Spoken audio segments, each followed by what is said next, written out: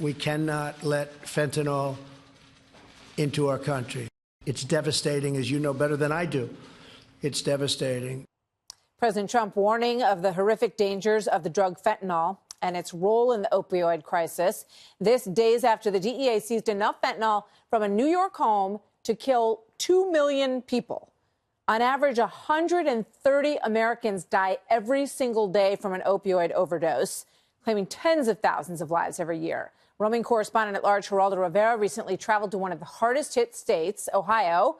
He didn't have to go too far for an in-depth look at the crisis in America's heartland. And he joins me now. Geraldo, great to have you here. Thanks, what was the biggest takeaway from this? Well, I went there to Dayton, Ohio, specifically because Dayton was the capital of the opioid overdose epidemic. This little city of 140,000 was experiencing 10, 11, 12 overdose deaths a day. I mean, it was horrifying. Over 80 in a month. Now they've cut it really dramatically. They've done that with a combination, a task force of federal, state, county, local authorities. They've gotten the drug treatment centers involved, family counseling involved. They've got the word out that fentanyl kills. They have now, even the junkies have tests for fentanyl in their heroin.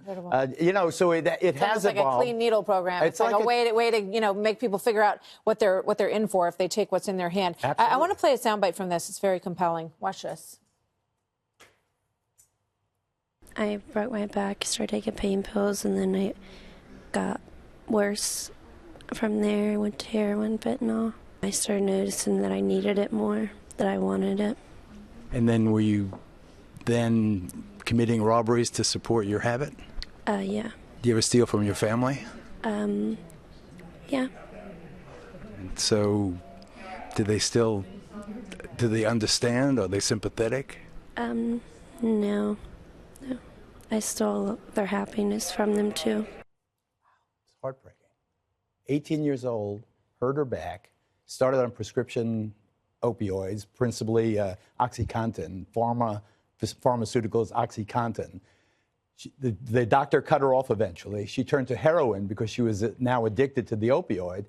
The heroin laced with fentanyl ends her up in prison. Now she's 22 years old. She's finally, Sheriff Streck there in Montgomery County in Dayton, Ohio, has done a wonderful job. They have programs now in the jail. So they're helping out folks like this young lady. But it is so heart-wrenching. We have the sheriff that you referred to. Let's take a look at that soundbite. We got sick of seeing our loved ones die. Everybody came together, law enforcement, the treatment providers, the government agencies, businesses, and said, you know what, we're done with this. So we're going to do whatever we can to make sure that our loved ones get the help they need. Well, good for them. You mentioned that she was prescribed painkillers, and he talks about the treatment providers. Do you feel like there's enough progress being made in doctors not churning this stuff out there? Well, yes, but the problem is when you cut someone off who's now addicted to a prescription opioid, what are they supposed to do?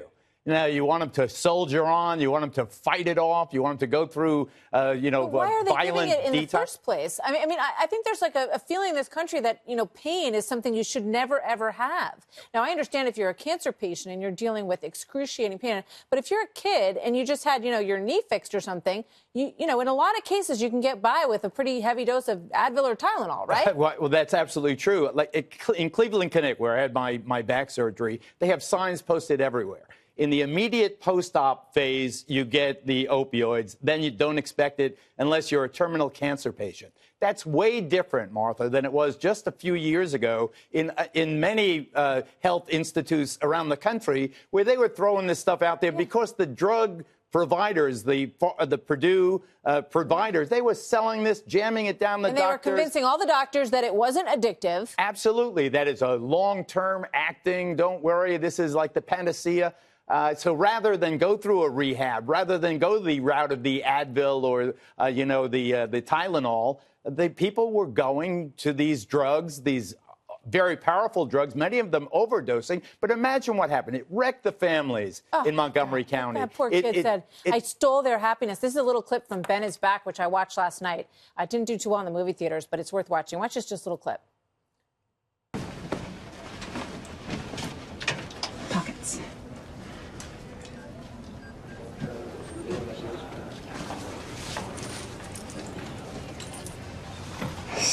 Oh, yeah.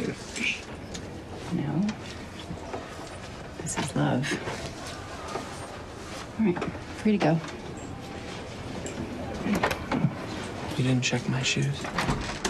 I mean, this is the life of these parents. She knows how to check his pockets. She knows where he might have it in his shoes. I mean, the panic that sets in on a daily basis when you love a child who you think is going down this road, it's devastating. And 72,000 Americans dying of overdoses last year. I mean, we lost 50,000 in 12 years of war in Vietnam. Yeah. I mean, 72,000 Americans. Unbelievable. And rich, poor, black, white. I have two friends who have lost family members to this, and everybody does in this country at this point. Everybody does. Geraldo, great work. Thank you. On Fox and Friends tomorrow morning.